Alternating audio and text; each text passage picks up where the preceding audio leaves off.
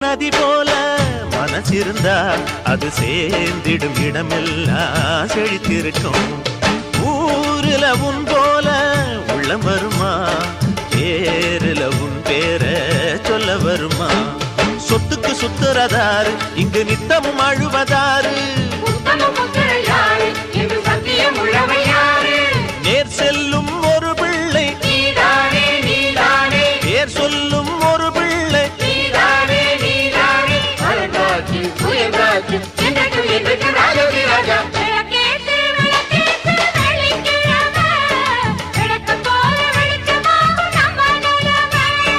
விளக்கேற்றி வெள்ளிக்கிழமை விளக்கம்